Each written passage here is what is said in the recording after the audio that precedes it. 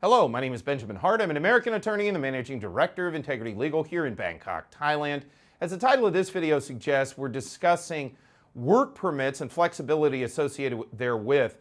So for some background here, if you go back to prior to 2018, Thai work permits were quite rigid. In fact, there was an argument, and I've seen it actually, law enforcement execute sort of, well, I should say, I have seen law enforcement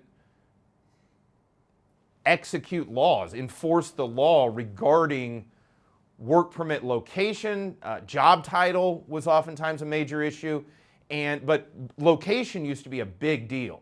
I remember when I first got here, the thinking was you were tied to doing work only at the address that was listed on your work permit.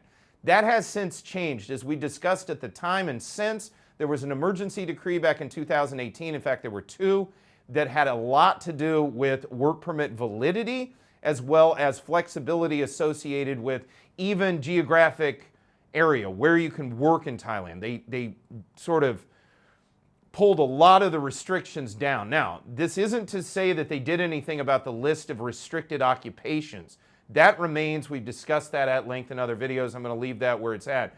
But in terms of, for example, the exact geographic area in which one can work, that has been largely sort of cast aside. You have much more flexibility in terms of where you can work in Greater Thailand. It's not even province-based so much anymore. It's just basically, look, are you working it within the scope of your work permit?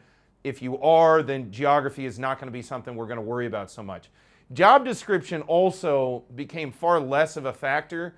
I remember cases down in Phuket, especially involving certain tour operators and things, where foreigners would be involved. And I even remember one case, again, this off the top of my head, and it's sort of anecdotal, where there was a situation where a foreign person who had a work permit literally opened a car door, and that was deemed by law enforcement at the time to be in violation of their work permit.